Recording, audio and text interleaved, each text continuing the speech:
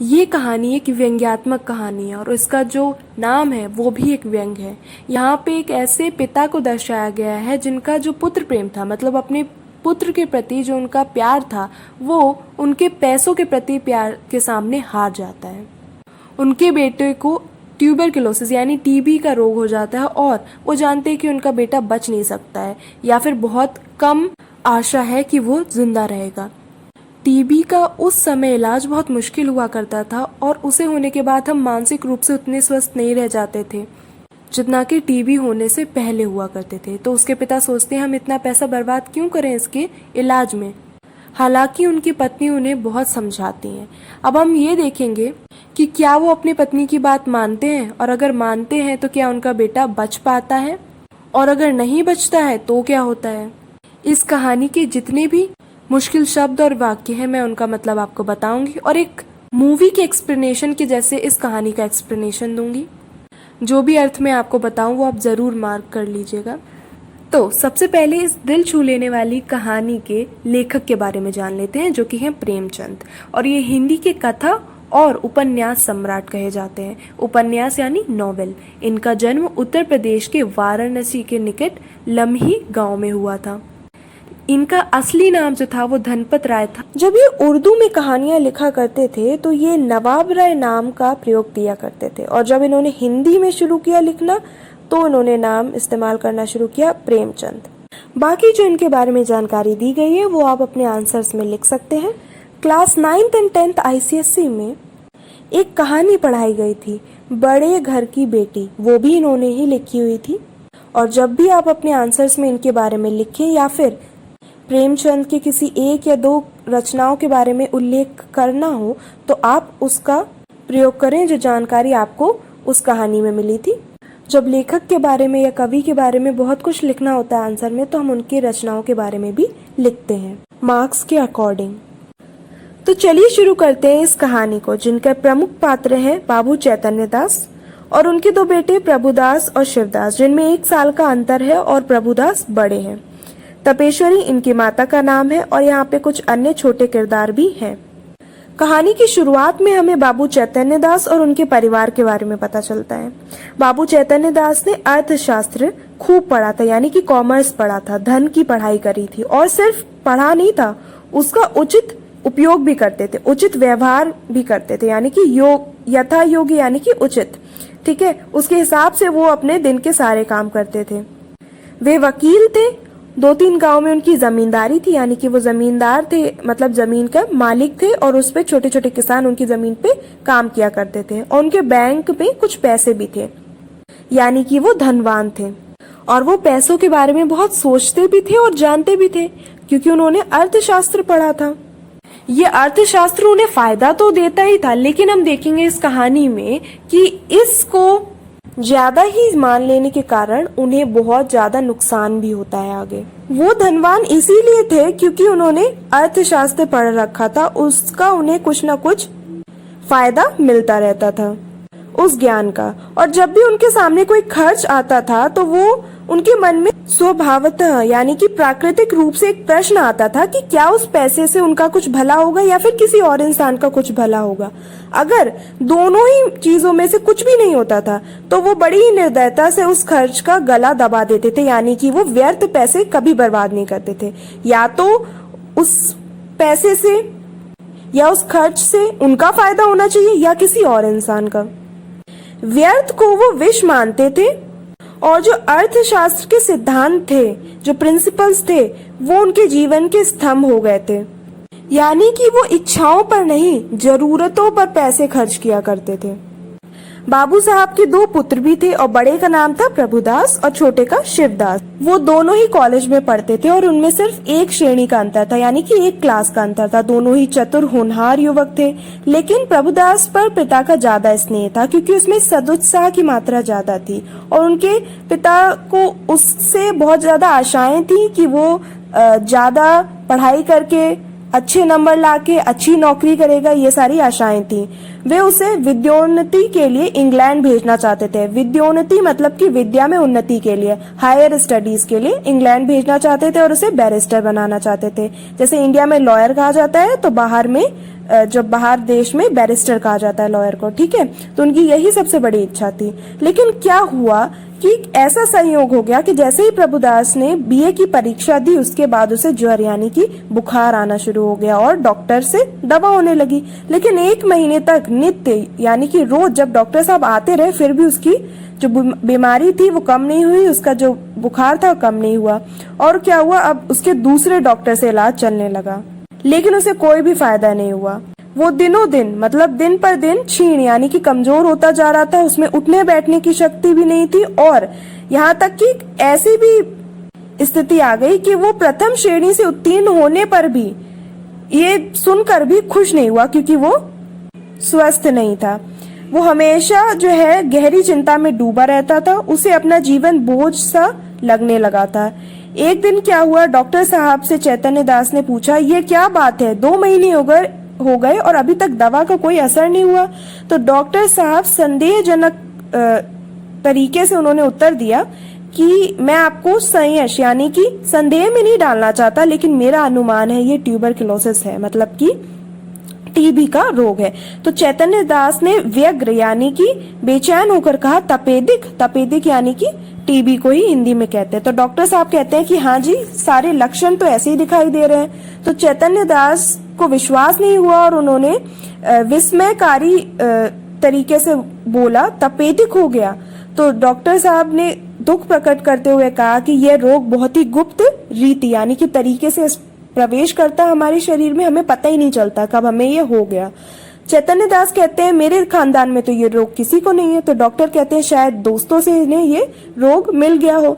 चैतन्य दास कई मिनट तक सोचते रहते, फिर कहते हैं कि बताइए अब डॉक्टर साहब, अब क्या करें, इतना बड़ा रोग हो गया मेरे बेटे को।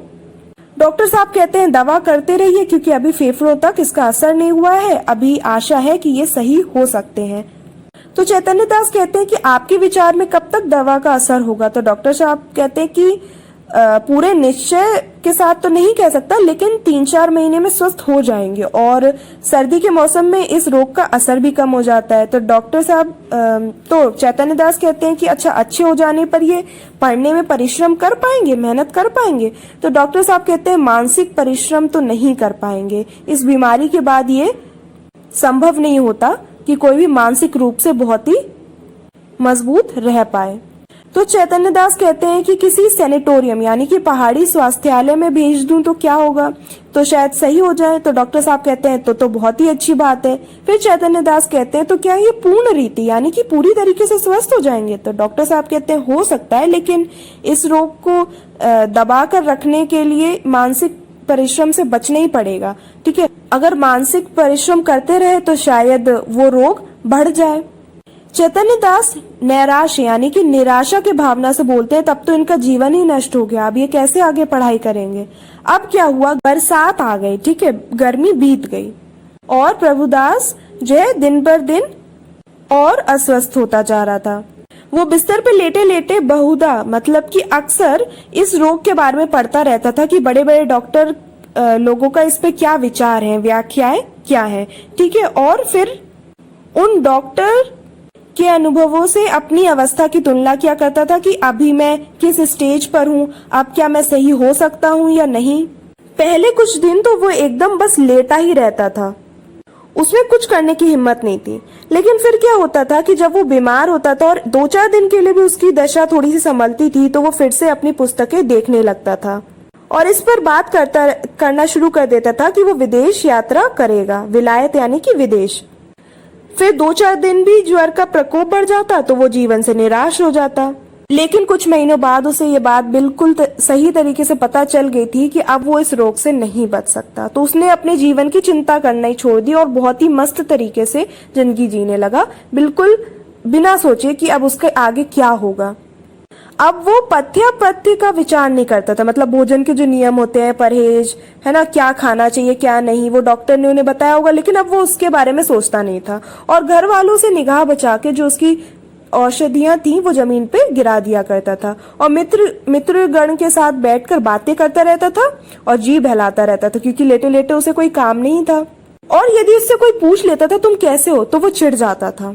अब उसके भावों में एक शांतिमय उदासीनता आ गई थी और उसके बातों में एक दार्शनिक मर्मज्ञता पाई जाती थी, यानी कि फिलॉसफी की गहरी बातें वो पाई जाती थी। अब वो लोक रीति यानी कि समाज के जो नियम है और सामाजिक प्रथाएं हैं उन पर उनकी आलोचनाएं, उनकी जो बुराइयां किया करता था निर्भीकता के साथ, यानी कि बिना डरे हुए। ठीक है, बाबू साहब जो दूसरी तरफ थे वो उनके मन में रह रहकर शंका उठ जाया करती थी कि परिणाम जब विविध है, यानी कि जब पता ही है कि बेटा सही नहीं होगा, तो इस प्रकार धन का अपव्यय यानी कि फालतू खर्च करने से क्या लाभ। इसीलिए वो सोच रहे थे कि अब मुझे पैसे नहीं खर्च करने चाहिए।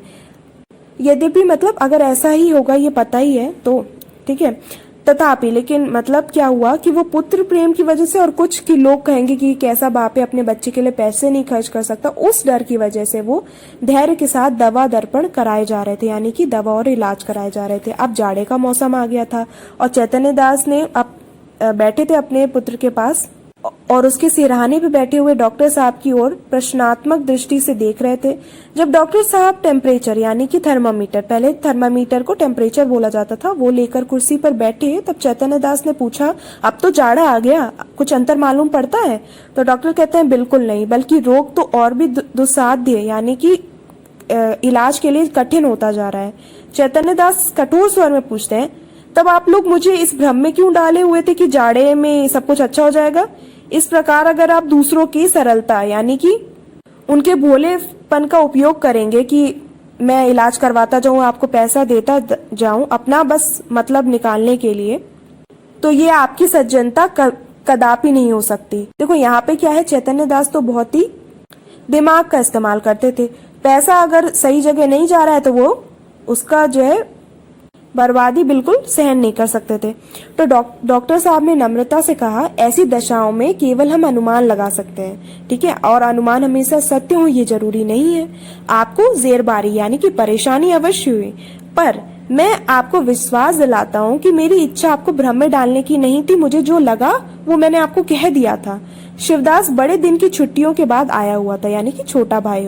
इसी समय वे कमरे में आ गया और डॉक्टर साहब से बोला, आप पिताजी की कठिनाइयों का स्वयं अनुमान लगा सकते हैं। अगर उनकी बातें आपको नागवार लगे यानी कि अनुचित लगे तो उन्हें क्षमा कर दीजिए, लेकिन आप समझिए कि वो अभी बहुत ही ज्यादा कठिनाइयों से परेशान हो चुके हैं, इसलिए जो है ऐसी बातें कर रहे हैं। चैतन्य दास ने छोटे पुत्र की ओर वात्सल्य यानी कि वात्सल्य मतलब जो बच्चों के प्रति पेरेंट्स का जो प्यार होता है उसे वात्सल्य कहते हैं। तो वात्सल्य की दृष्टि से देखकर उन्होंने कहा, तुम्हें यहाँ आने की क्या जरूरत थी? मैं तुमसे कितनी बार कह चुका हूँ यहाँ मत आया करो, लेकिन तुम्हें सब्र ही नहीं होता, तुम्हें धैर्य नहीं होता। यानी कि टीबी तो जो है हवा से फैलती है, इसीलिए वो कह रहे हैं कि यहाँ पे क्यों आ गए तुम, और तुम्हें कितनी बार मना किया यहाँ मत आओ।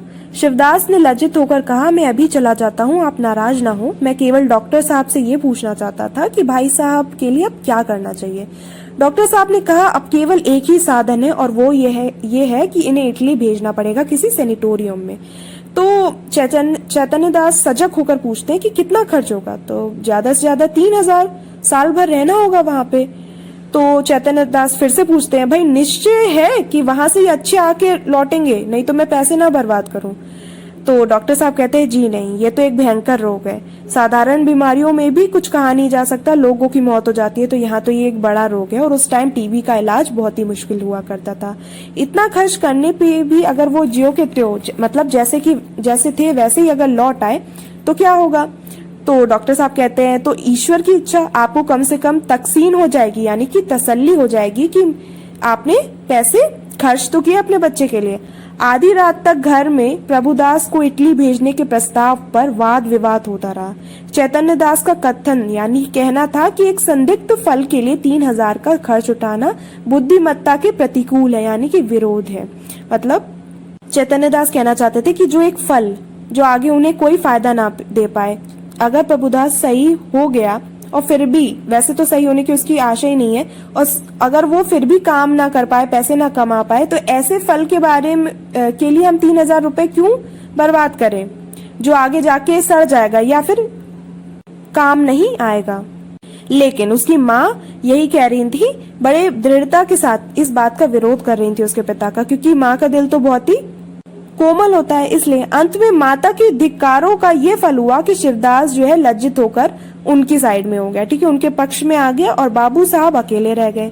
तपेश्वरी ने तर्क से काम लिया। उन्होंने क्या किया कि अपने पति को उकसाने के लिए कि वो कोशिश करी, चेष्टा करी कि वो इस बात पे विश्वास करें कि धन और उन्होंने उन्हें ये भी बताया कि धन की नश्वरता यानी कि नाश होने की अवस्था की लोकोक्तियां भी बताई कि भाई देखो, पैसा हाथ की धूल है, पैसा तो चला ही जाता है, परिवार के लिए ही पैसा कमाया जाता है। सारी लोकोक्तियां भी उन्होंने बताई कि जैसे कि उनके सद्भाव जो है प्रज्वलित हो जाए, मतलब कि वो पैसों के बारे में ज्यादा ना सोचे और सही सोचे, ठीक है, अभी जो उनकी बुद्धि मारी गई है वो सही डायरेक्शन में आ जाए।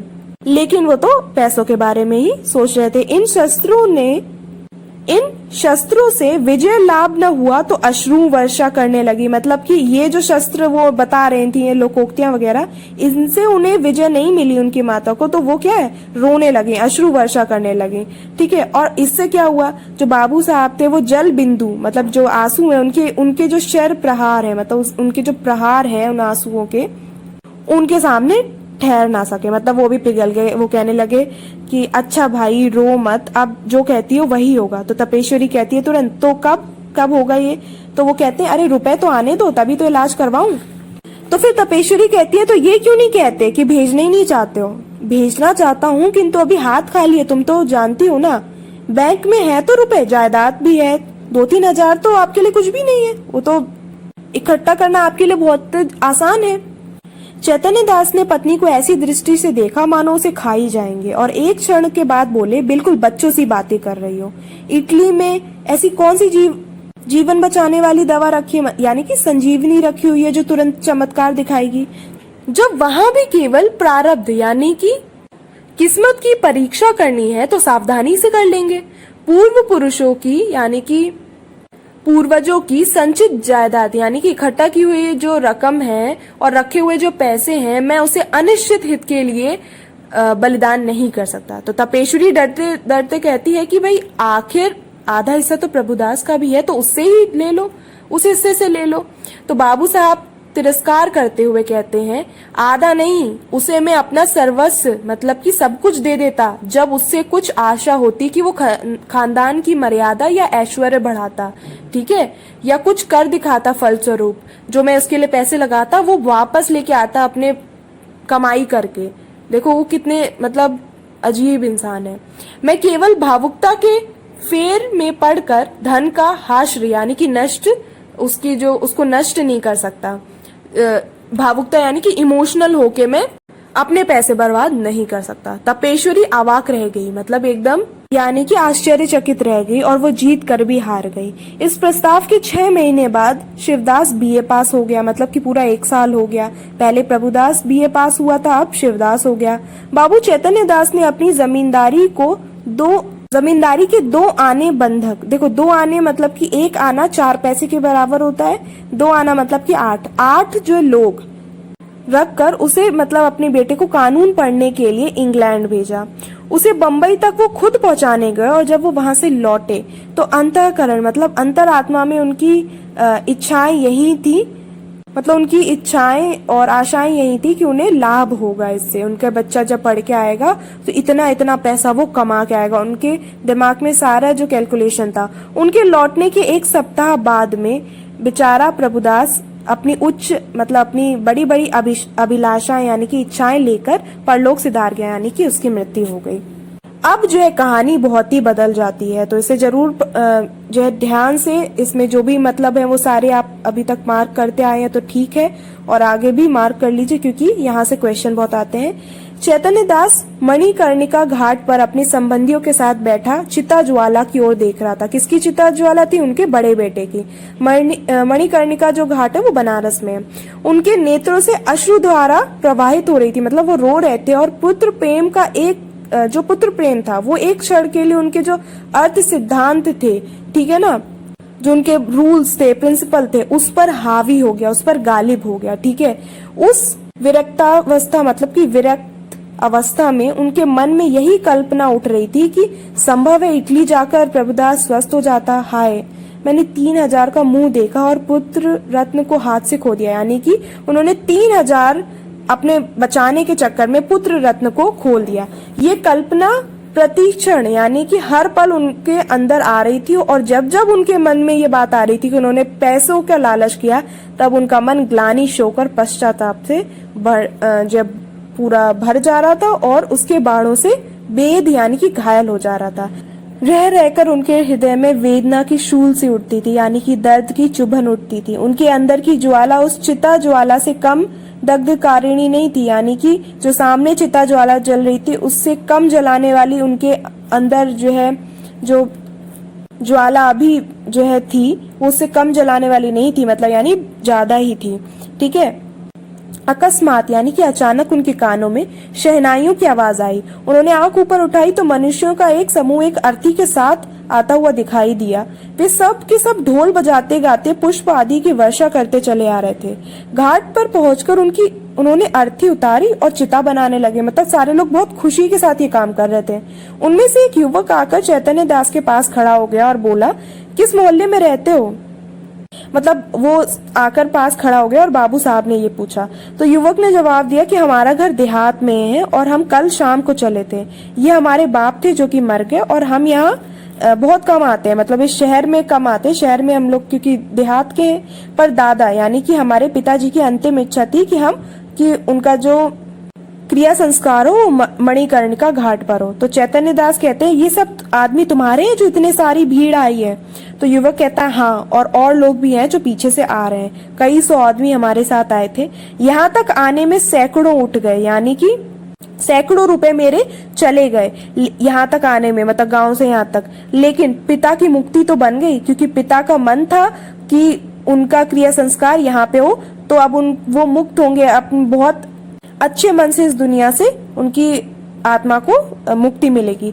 धन है ही और किस लिए, है ना? तो चैतन्य दास कहते हैं, उन्हें क्या बीमारी थी? तो युवक ने बड़ी सरलता से कहा, मानो वे अपनी किसी निजी संबंधी से बात कर रहा हो। मतलब इस तरीके से बोला जैसे कि वो किसी ऐसी अपने निजी संबंधी से बात कर रहा हो।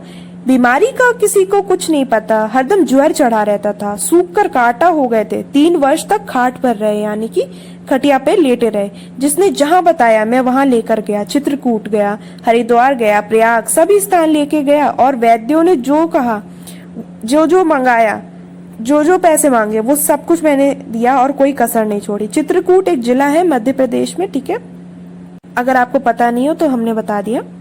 इससे हमें क्या पता चलता है? शायद उनके पिताजी को भी टीबी की बीमारी होगी और उस टाइम वो बीमारी फैली हुई होगी, और गांव के लोग तो ये जान नहीं पाते हैं कि कौन सी बीमारी हुई है। इतने में युवक का एक और साथी आ गया और बोला, साहब, मुंह दे की बात नहीं, नारायण लड़का दे तो ऐसा दे। यानी कि वो उस बच्चे की तारीफ कर रहा है कि भगवान ऐसे ही बच्चा मतलब सबको दे, अगर किसी को लड़का दे तो ऐसा दे, इतना सेवा करने वाला। इसने रुपयों को ठीकरे समझा। ठीकरे यानी कि ज्यादातर ऐसे साधारण भाषा में जैसे कि मिट्टी के पत्थर होते हैं, उनके टुकड़ों को जो बर्बाद होते तो हम ऐसे फेंक देते ना उठा के, तो वो कहते हैं कि इसने रुपयों को ठीकरे समझा। घर की सारी पूंजी पिता की दवा दारू में स्वाहा कर दी, यानी कि लगा दी। थोड़ी सी जमीन तक बेच दी, पर काल बली यानी कि यमराज के सामने आदमी का क्या बस है। तो वही युवक जिसके वो पिता थे, वो गदगद स्वर में मतलब खुशी से भरे स्वर में कहता है, भैया रुपया पैसा हाथ का मैल है, कहाँ आता है कहाँ जाता है, मनुष्य नहीं मिलता। यानी कि रुपया तो मिल जाता है दोबारा, लेकिन मनुष्य नहीं मिलता। जिंदगानी है तो कमा खाऊंगा, पर मन में ये लालसा तो नहीं रह गई कि हाय यह नहीं किया, उस वैद्य के पास नहीं ले गया, है ना? अगर उसके मन में ऐसी बात आती कि शायद मैं इस वैद्य के पास और ले जाता तो शायद मेरे पिता बच जाते। अभी आगे की लाइन जो है इम्पोर्टेंट है। हम तो कहते हैं कि कोई हमारा सारा घर द्वार लिख ले, घर और द्वार मतलब जो भी उनका पैसे हैं वो सब लिखा ले, यानी कि वो हमसे लिखित रूप में हमसे वो ले ले, लेकिन सिर्फ एक काम कर दे, दादा को एक बोल बुला दे, मतलब एक बार दादा उठ के कुछ बोल दे, सिर्फ उतने के लिए वो हमारा सब कुछ ले ले। ठीक है, इससे पता चल रहा है वो कितने अपना माता पिता का और अपने इस जगह पिता का अपना कितना जो है सम्मान करता था, उनसे कितना प्यार करता था। वो पैसों से प्यार नहीं करता था। इसी माया मोह का नाम जिंदगानी है। मतलब कि अगर लोगों से प्यार ही नहीं है, माया मोह नहीं है, तो क्या जिंदगी है? फिर तो मशीनों की तरह काम करते रहो, है ना। नहीं तो उसमें क्या रखा है, धन से प्यारी जान, जान से प्यारा ईमान। बाबू साहब आपसे सच कहता हूँ, अगर दादा के लिए अपने बस की कोई बात उठा रखता तो आज रोते ना बनता। अगर मतलब मैं अपने दादा के लिए, अपने पिताजी के लिए अगर कोई भी मेरे बस का कुछ होता और वो मैं मतलब मेरे सामर्थ्य में होता, मेरी हद में होता वो, और मैं उस चीज को नहीं करता, मेरे पास उतना जो है पैसा होता और वो मैं नहीं लगाता, तो आज मुझसे रोते हुए भी नहीं बनता। मतलब मैं रो भी नहीं पाता खुलकर, इतना अपने आप को कोस रहा होता। अपना ही चित्त अपने को धिक्कारता, अब मेरा खुद का शरीर मुझको धिक्कारता कि तू कैसा बेटा है। नहीं तो मुझे इस घड़ी ऐसा जान पड़ता कि मेरा उद्धार एक भारी ऋण से हो गया। और अगर मैं ऐसा नहीं करता, मतलब मैंने जैसा अभी किया है कि मैंने सब कुछ अपना दे दिया उसके लिए, तो मुझे ऐसा लगता कि मेरी मुक्ति हो गई है एक बहुत भारी कर्जे से। ठीक है, उनकी आत्मा सुख और शांति में रहेगी तो मेरा कल्याण ही होगा। ठीक है, अब देखो एक तरफ बाबू चैतन्य दास है, उनका पुत्र प्रेम कैसा था, उनका पुत्र प्रेम तो था ही नहीं, है ना। वो उनका जो पुत्र प्रेम था वो पैसों के आगे बहुत कम था। और यहाँ पे आप एक ऐसे बेटे को देख सकते हो, ज्यादातर बेटे अपने पिता और माता का ध्यान नहीं देते, लेकिन यहाँ पे तो उल्टा ही हो रहा है। और ऐसे दुनिया में कई लोग होते हैं। तो बाबू चैतन्य दास सिर झुकाए ये बातें सुन रहे थे, एक एक शब्द उनके हृदय में शर के समान चुभ रहा था, यानी कि तीर के समान।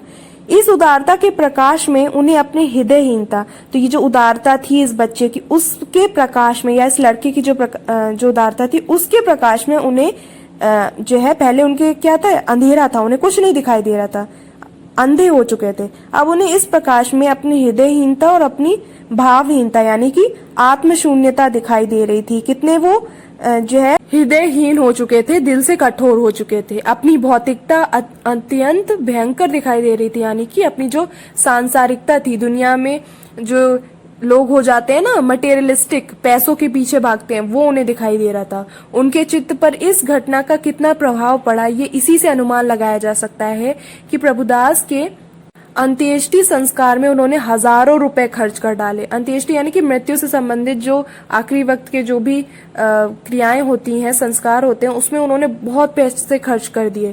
क्यों? क्योंकि उनके संतप्त हृदय की शांति के लिए अब यह एकमात्र उपाय रह गया था। ठीक है, उनके दुखी हृदय की शांति के लिए अब यह एकमात्र उपाय रह गया था, क्योंकि अपने बेटे के जिंदा रहते, जीवित रहते तो उन्होंने कुछ नहीं कर पाया, तब तो उन्हें जो पुत्र प्रेम दिखाई नहीं दे रहा था और पैसे ज्यादा दिखाई दे रहे थे। अब उसके जाने के बाद उन्हें क्या हो रहा था, पछतावा हो रहा था, और उन्होंने उसके क्रिया संस्कार में, उससे रिलेटेड जो भी क्रियाएं होती हैं अंतिम समय की, उस पे उन्होंने पैसे खर्च करे। इससे ये कहा जाता है कि आप उनके जो भी क्रियाएं उनमें जो है ज्यादा पैसे से ज्यादा बड़ा जो व्यवस्थाएं करोगे तो उनकी आत्मा को शांति मिलेगी। लेकिन असल में क्या होता है, इंसान की जिंदा रहते ही भले ही फिर वो इस बात को जानते हो कि वो बचने नहीं वाले, लेकिन जब तक वो जिंदा है तो उन्हें खुश रखना है। ठीक है, उससे होता है। लेकिन अब इनके पास कोई चारा नहीं रह गया था। तो इस कहानी से हमें क्या सीख मिलती है कि पैसे जो है जरूरत के समय ही काम आते हैं और अपनों के लिए ही काम आते हैं। जैसा कि आपने सोच के रखा है कि हमें यहाँ पैसे लगाने, इनकी इस पढ़ाई पे लगाने हैं, इस कॉलेज के लिए, ये घर बनवाने के लिए, ये गाड़ी खरीदने के लिए हमने सोच के रखा है कि हम लगाएंगे वो पैसे, और अगर कभी वो नहीं हो पाता है, अचानक कोई और स्थिति आ जाती है, तो इसका मतलब ये नहीं कि हम दिल से सोचना बंद कर दे, लालची हो जाए, क्योंकि पैसे परिवार वालों के लिए और उनकी जरूरतों के लिए कमाए जाते हैं और अपनी जरूरतों के लिए भी। हाँ, ये बात सच है कि हमें अपनी जरूरतों और इच्छाओं में अंतर करके रखना चाहिए, और सबसे पहले जो जरूरत है उन पे ध्यान देना चाहिए। लेकिन जो अलग से अगर इच्छाएं या फिर कुछ जरूरत पड़ जाए तो उस पे भी ध्यान देना चाहिए। मेरे ख्याल से जो भी मुश्किल वाक्य या शब्द थे तो वो उसका मैंने मतलब बता दिया है। फिर भी अगर आपको कोई डाउट हो तो आप पूछ सकते हैं। बस मेरी कोशिश ये थी कि इस कहानी को एक मूवी की तरह जैसे एक्सप्लेन किया जाता है वैसे की जाए, जिसे सुनने में मजा आए और आप मुश्किल वर्ड मार्क भी कर लें।